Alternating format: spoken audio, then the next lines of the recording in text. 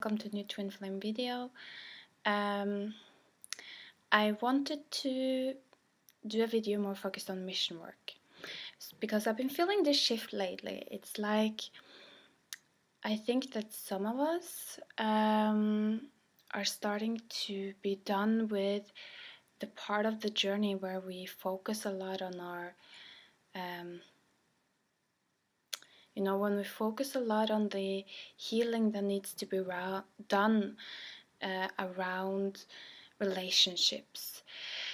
So I think that within our divine feminine energy, there's been a lot of wounding dealing with relationships and also with romantic relationships and with feeling abandoned, and so I think that we've been in this long purge where we've just been focusing a lot on our twin, that other person, watching these YouTube videos on the dynamics between these between us and the other person, and just doing a lot of healing in regards to these kinds of issues.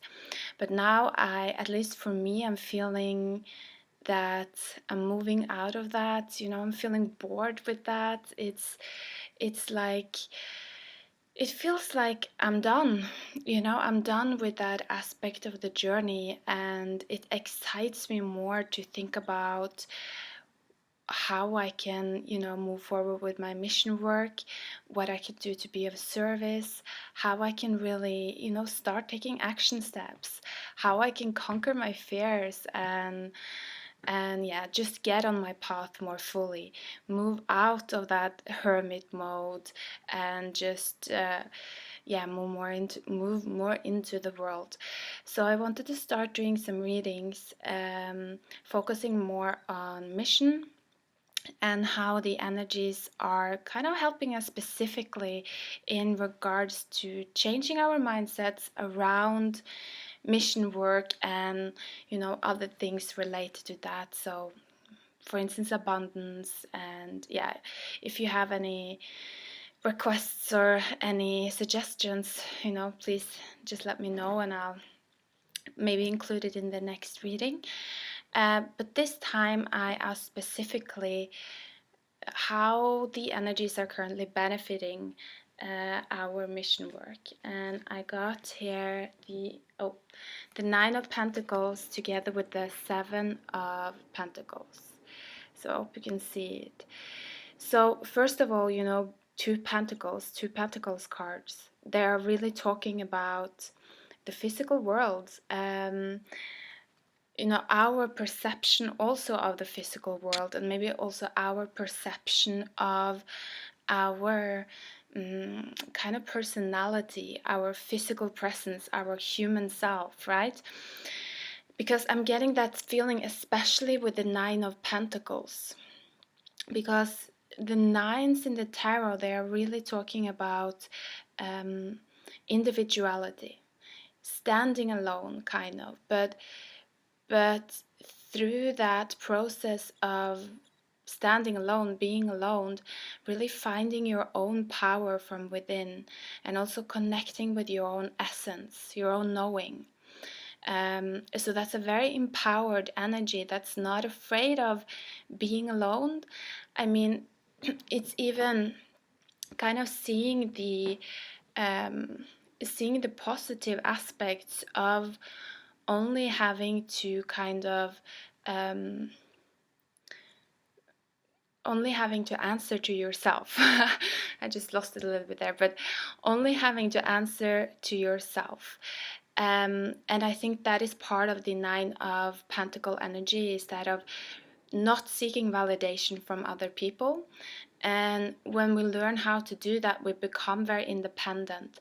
We become very free in our mind, free to try new things, free to go our own path and to follow our own guidance without kind of feeling stuck in these codependent relationships, feeling we have to do certain things just to be accepted and things like that. I think many of us are just done with that.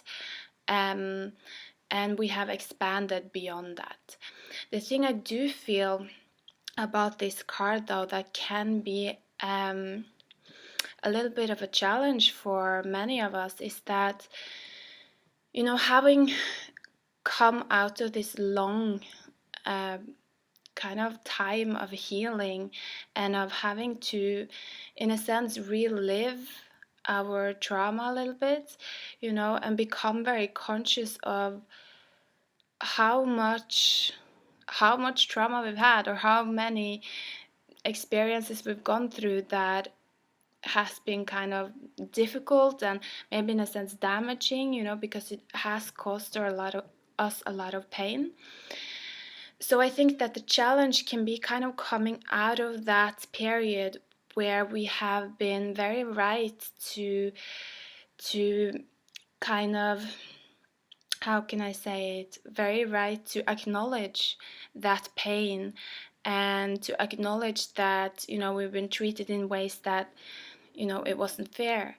But now managing to grow beyond that and turn that on its head and to see those experiences really as our abundance, because if we think about it, it is probably those experiences, our kind of trauma, our most challenging times, that we will use the most within our mission work, because that's really our unique kind of perspective on human nature. It's kind of our field of expertise, right? Because we have gone through it, we have felt it, and now we have been able to kind of conquer those difficult experiences through expansion of our consciousness.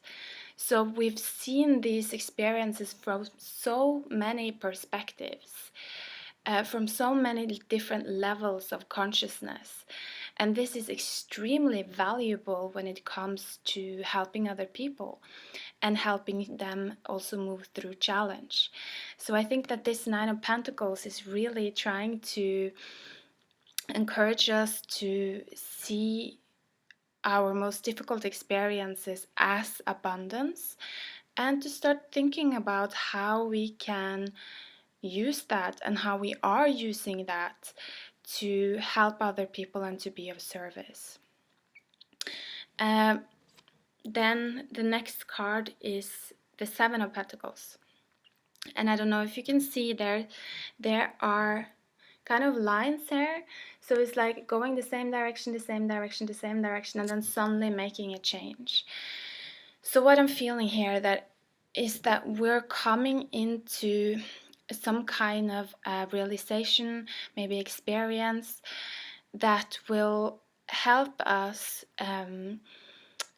make a change or add something or do something different or get a new idea within our mission work. And 7 is also a sign, or it's also a number of ascension.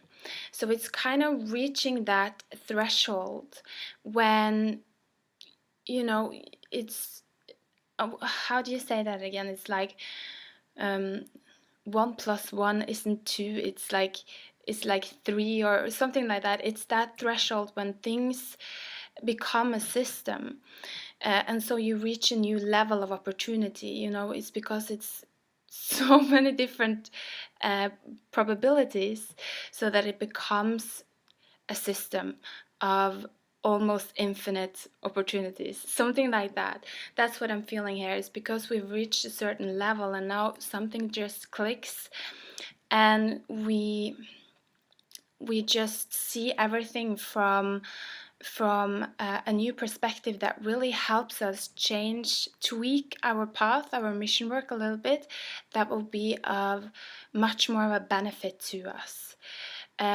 So yeah, I think these cards are really positive, and I think they're also really talking about, or asking us to be very mindful of the stories that we are telling ourselves.